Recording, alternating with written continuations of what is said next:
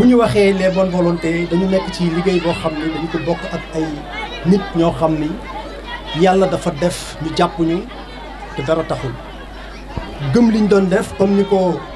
monsieur Sidibé waxee léegi depuis des années je pense bi mooy 4e édition ñuy def ce tournoi là normalement moo waroon a nekk 5e édition bi mais daaw avec l'histoire du Covid moo tax édition 4e bi amul ñu différé ko ba cette année yi ñu koy def yëpp nous étions dans l'opposition mu nekkoon lu difficile su ma tuddee les bonnes volontés mooy ñi nga xamante ni ne yàlla boole nañu ñu bokk benn pas-pas bokk benn gëm-gëm muy vraiment notre famille naturelle le parti Rewmi bon ma di leen remercier encore une fois ci vraiment accompagnement boobu ñu accompagner ba ñu yegg si fii su ma santee suma waa parti damay sant suma waa coalition ndax coalition Benno Bokk Yaakaar yaakaar naa ni tey boo ñëwee Thilmakha buroog soow bi sax na fi sàpp ba tax na bi ñu le président Macky Sall désigné comme le candidat de Benno Bokk Yaakaar vraiment ñu ànd ko ak suñu ay frères ànd ko ak suñu ay naataango yoo xamante ni ne dañuy yàgg a def ay jaloore fii ci Thilmakha ñu ciy cité kenn ku mel ki El Hadj Tabaski Fall nga xam ne mooy tête de liste proportionnelle bi. wàllu stade bi bu ma ciy wax dinaa ci sawar a wax ndax dama cee am vraiment satisfaction parce que dama ñëw fii am na benn édition bi ñu fi mujjee ñëw yàggul dara y a un mois de cela defe naa man ak ñoo notre frère et ami Tabaski ak notre grand frère El Hadj Cheikh Seck ñoo fi nekkoon que je remercie vraiment au passage bi ñu ñëwee. ñuy nekk ci marché bi ñu toog ba mu yàgg am ay nit ñu dugg ci biir terrain bi di jàll xamuñu woon sax li xew vraiment xale yi jooytuma doléance boobu nañu gis nga ko de yaa ko gisal sa bopp lii nekk na loo xam ni jaaduwul mu nekk loo xam ni daf ma metti lool jour boobu laa commencé di dox ngir lu sottal stade bi parce que jaadootul Thilmakha ak fi mu toll ci taarix ak ci dayoo ak sport ni mu fi développé ñu dem ba di football ci terrain loolu dafa jaadootul ci Thilmakha alors bi ñu demee vraiment rencontrer le ministre des sports waxtaan ak moom doon ko yëgal final bi parce que dafa bokk ci parrain yi vraiment ñu ngi koy remercier aussi au passage monsieur Matar Ba moom it vraiment soutien yi mu ñu defal yëpp gis nañ ko alors son directeur de cabinet a appelé directement directeur u AGETIP mu jox ma ko téléphone ñu waxtaan directeur AGETIP vraiment ginnaaw bi mu jëlee engagement bi ci notre frère Serigne Bassirou Gueye que ñu moom it ñu koy remercier bu baax ci soutien bi mu nuy def depuis ñu nekk ci li ñu nekk ak léegi tey mën naa ni Thilmakha lu bari yaa ngi ko fi gis mën na ni moom moo ko fi indi nee nañu bu lëkk lekkee alom na ko gërëme coy Serigne Bassirou Gueye ministre d'État ministre conseiller auprès du président de la République Thilmakha amel nañ ko njukkal lu rëy tey mën naa ni infrastructure boo fi gis daanaka bu baax dugal na ci loxoom ba ci stade bii moo ko tàmbali moo ko toox ba mu ñëw ku ne xam na ni Thilmakha peut-être mën na bañ a remplir condition yoo xam ne war na mën a am stade bu toll nii mais ci ay loxoom bu gudd ak ay lijjanteem fexe na ba stade bi egsi fii alors donc directeur bi mu jëlee kàddu bi ñu waxtaanee man ak moom ginnaaw bi mu ma waxee engagement bu mu jël ci moom dafa renouveler waat cet engagement là ne ma soo demee ci sa journée boobu na nga jël engagement yow ci sa bopp ne maa la wax loolu 2022 incha allah dinañu yeggale stade bi ba édition bii ngeen di def ngeen koy joué waat kon loolu vraiment c'est un message boo xam ni ñun dañ ci am satisfaction incha allah ñun beneen ñoo koy inauguré bu soobee yàlla. dafa nekk un choix judicieux un choix justifié un choix de juste mesure ndax Cheikh Ibra tey lii ñuy def fii ci Thilmakha mu ngi koy def ak la jeunesse avant ñu nekkoon ñun dans l'opposition la ko commencé woon toogul ba tey ñu investir ko à la tête de liste Benno Bokk Yaakaar fii ci Thilmakha mu koy doog a def su ko defoon peut-être tey fête bu du mel nii population yi dañoo fulawu na ko da ngaa nekk ba soxla di doog a ñëw mais ñun yàgg nañ fee ñëw di ko ànd ak moom kon kii ku bëgg Thilmakha la Cheikh Ibra mii ku fonk waa Thilmakha la te ñun ñi nga xam ne ñoo nekk ak moom di liggéey ak moom lu bari ci Dakar ak ci Thiès ñu ñëw di ñu seet si xam nañ ne ku bëgg Thilmakha la ku bëgg dëkkam la kon ñu ngi koy témoigner que ne ku généreux la et il est d'une générosité exemplaire donc mon frère ñu ngi lay féliciter di la encourager di la indil félicitation le ministre Yankhoba Diattara ak ay encouragement mais lii jomb la ndax yàgg nga ko liggéey ndax nit la ki nga xam ne sóoroon na ëllëg ba tax mu am nu mu doon doxalee ak ay adversaire am kon tey bu retrouvailles amee pour ñu jiital ko pour mu diriger tête de liste Benno Bokk Yaakaar ñëpp nangul ko day doon lu yomb c'est l'occasion aussi de féliciter et d'encourager suñu frère bi nekk ci ginnaaw muy monsieur Fall mi accepté tey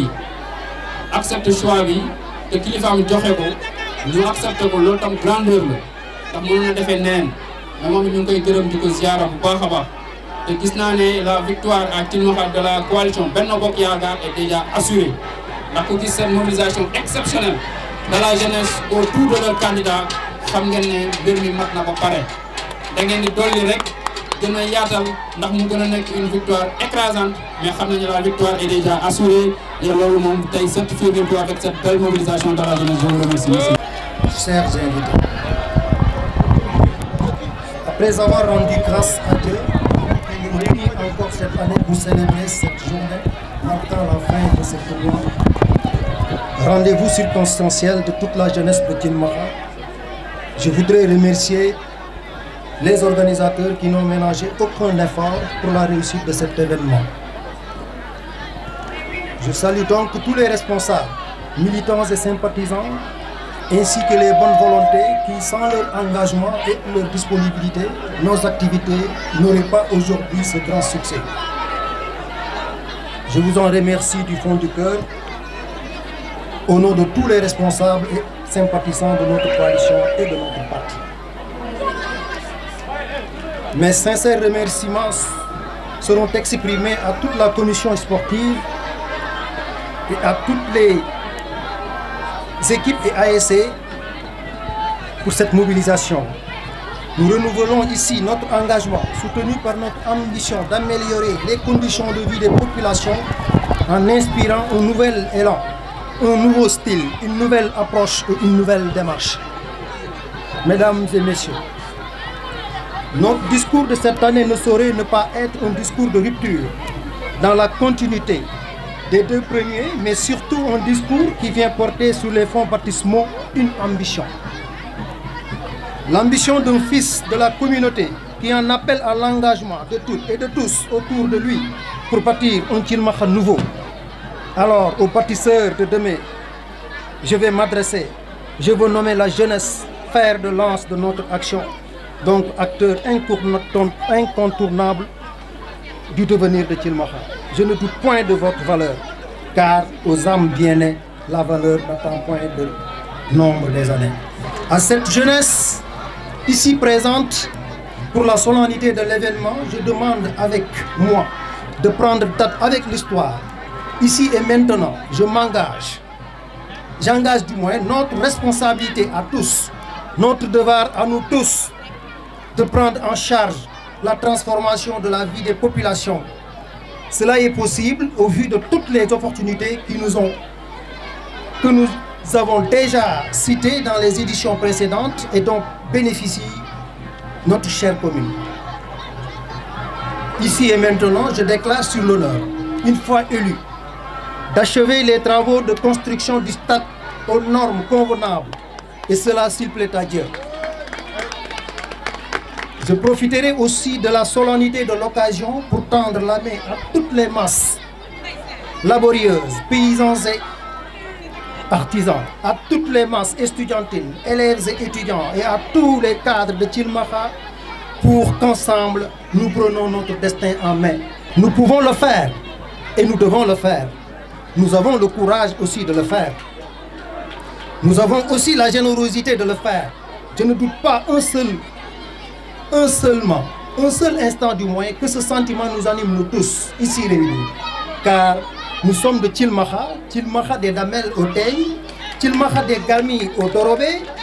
Ceci est un rappel au respect des valeurs sur lesquelles nos braves parents ont fondé notre éducation. Nous sommes l'ombre des anciens et nous avons un défi à relever face à l'histoire. Pour oser gagner, il faut oser se battre. M. Matarba qui m'a reçu tout récemment et on a discuté longuement sur cette doléance du moins qui nous a été rappelée à chaque occasion par la jeunesse, c'est-à-dire l'achèvement du stade municipal. Devant moi, son directeur de cabinet a appelé le directeur de l'AGETIP qui a en charge les travaux de stade. Après multiples échanges, il m'a rappelé qu'il a pris l'engagement à travers notre frère et ami Serigne Bassirou Gueye, le ministre d'État, ministre conseiller, que je remercie au passage, qu'il va achever les travaux de la construction du stade au plus tard en 2022. Ça vraiment c'est un message que je tenais à dire à toute la jeunesse. Donc s'il plaît au bon Dieu, l'édition prochaine, on va le fêter ensemble. Nous aurons l'occasion de fêter cet événement,